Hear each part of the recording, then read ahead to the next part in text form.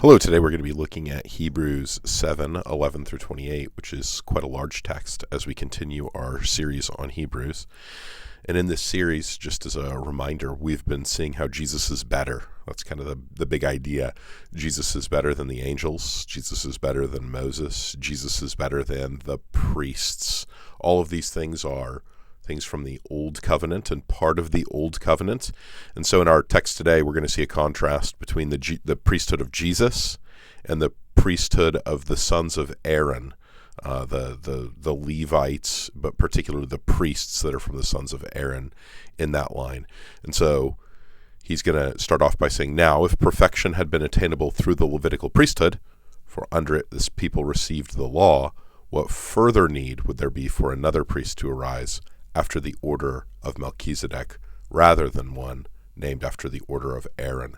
So in that first opening verse, right, so he's continuing the conversation about priesthood, and he's going to talk about this idea of perfection. If perfection had been attainable through the Levitical priesthood, right, the Levitical priesthood is going to come from Aaron's line. If that was the purpose of the priests, was to bring perfection, if they could be perfect, if they could make people perfect in God's sights, then he's saying that there wouldn't have needed to be another priest, right, from a different order, from the order of Melchizedek. So he's going to make this contrast. The priesthood from Aaron, the priesthood from Melchizedek, they're going to be contrasted. And so as he goes on, he's going to say, for when there's a change in the priesthood, there's necessarily a change in the law as well.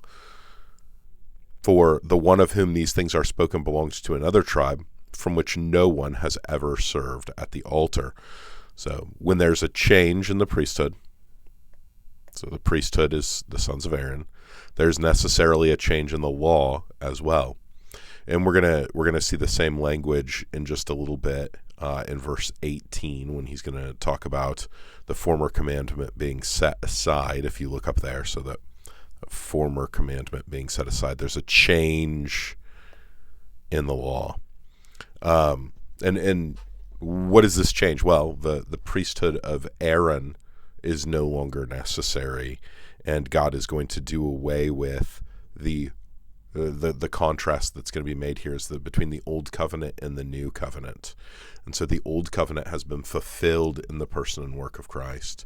The New Covenant is the covenant that they're under. And again, in this argument that Jesus is better, these are people who are tempted to go back to the Old Covenant priesthood instead of the priesthood of Jesus. They're tempted to go back to Moses and the law of Moses, rather than understanding the law of Moses through the gospel of Jesus Christ. For the one of whom these things are spoken belonged to another tribe, from which no one has ever served at the altar. So here he's going to be talking about our Lord, who's from Judah. So another tribe is Judah. Our Lord is the one of whom these things are spoken. So who are they talking about? They're talking about Jesus. So, for it is evident that our Lord was descended from Judah, and in connection with that tribe, Moses said nothing about priests. The priests came from the tribe of Levi, from the sons of Aaron. So the tribe of Levi, the sons of Aaron, those were the priests in the Old Covenant. In the New Covenant, there's a different priesthood. This becomes even more evident when another priest arises in the likeness of Melchizedek. So here he's mentioning Melchizedek again, and he mentioned Melchizedek in chapter 6 as well. And he's saying this one who's come after the order of Melchizedek has become a priest not on the basis of a legal requirement concerning bodily descent. That legal requirement concerning bodily descent, that belongs to the priesthood of Aaron here. But by the power of an indestructible life. For it is witnessed of him, you are a priest forever after the order of Melchizedek. And there he's quoting Psalm 110 again. He already mentioned this text back in chapter 6, verses 13 through 18. So Jesus is in a different, right, Melchizedek. He's coming from a different priestly line. And if we recall, Melchizedek is found in Genesis 14, when Abram at the time comes back from defeating those kings, and Melchizedek comes out and meets him. His name means king, Melech, right? Melchi, M-E-L-K. Well, it's C-H-I-Z-E-D-E-K. You can spell it different ways. This part means king. This part means righteousness. Righteousness. And he's from Salem, which means peace. And this is the king, and this is the priest. He's priest of God Most High, is what the text in Genesis says. It says that he is a priest and he is a king. And it's saying Jesus comes from this kind of priesthood, not from the priesthood of Aaron. For on the one hand, and you notice there's going to be an argument made. On the one hand, it was set aside. On the other hand, so the argument is a lengthy argument. For on the one hand, a former commandment is set aside. And what's that former commandment? The priesthood of Aaron is being set aside because of its weakness and uselessness. This priesthood was severely flawed. For the law made nothing perfect. So again, that idea of the law making nothing perfect, we saw that right here. If perfection had been attainable through the Levitical priesthood, the law made nothing perfect. And we have to understand there was nothing wrong with the law. Romans 7 talks about the law being holy and righteous and good. The law was never intended to make anything or anyone perfect. Paul talks about this in Galatians 2 as well, where he says if perfection, if righteousness could come through basically the obedience to the law, then Christ died for no reason. So the law was never meant to save anyone. The law was never meant to make someone righteous. The law is there for many, many reasons, but one of them is to actually show us that we're unrighteous, which is what Paul's going to say in Romans 7. So the law made nothing perfect, but on the other hand, a hope is introduced that through which we draw near to God. So the law is going to be replaced by a better hope.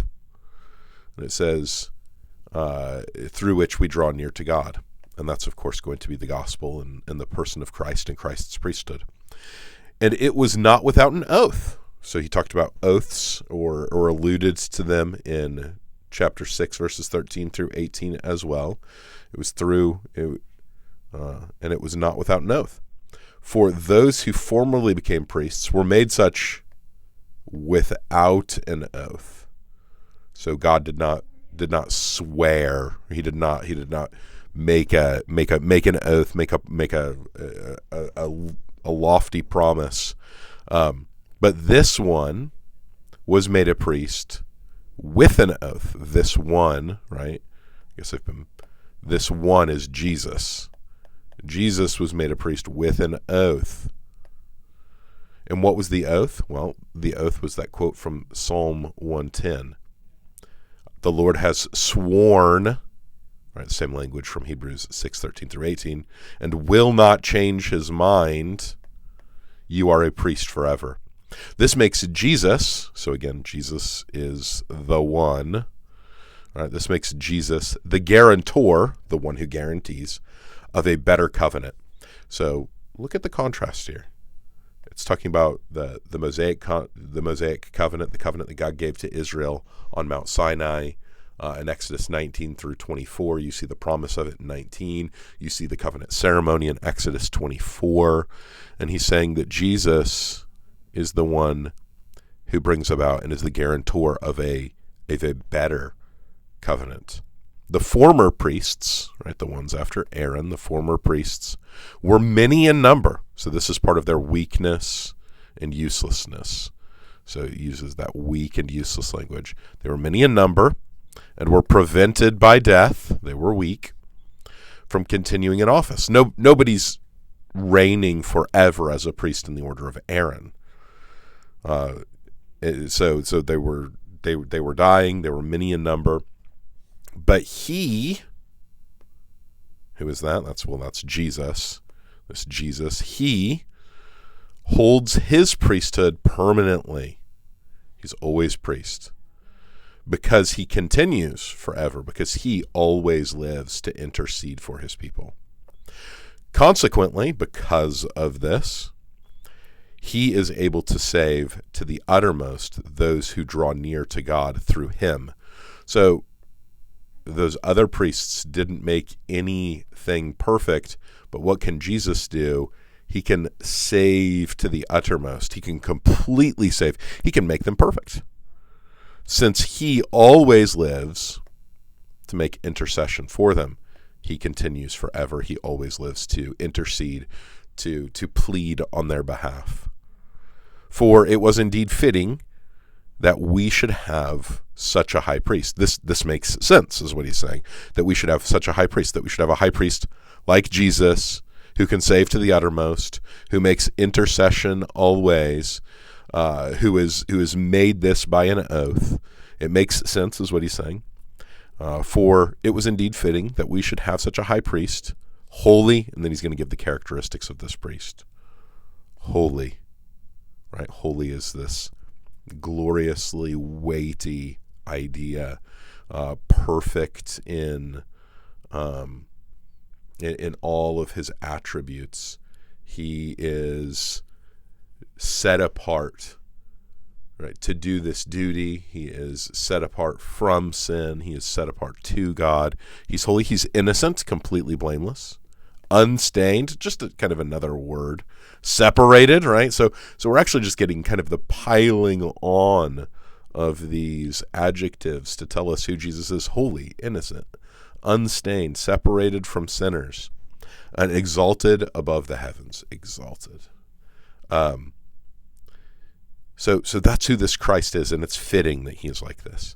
He, that is Jesus, he has no need, like those priests, to offer sacrifices daily. He doesn't have to do what they did, where there were many in number and they were always continually sacrificing. He doesn't have to offer sacrifices daily, first for his own sins and then for those of the people, since he did this once for all when he offered himself.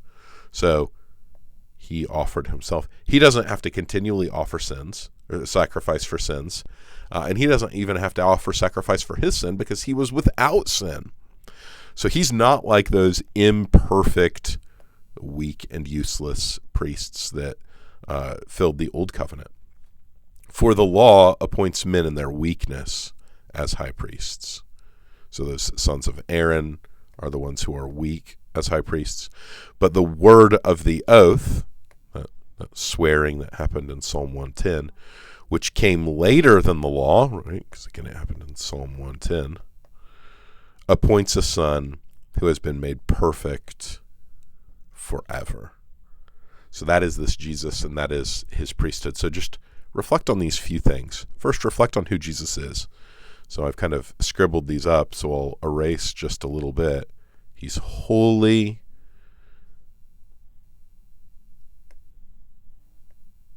He's holy. He's innocent. He's unstained. He's separated.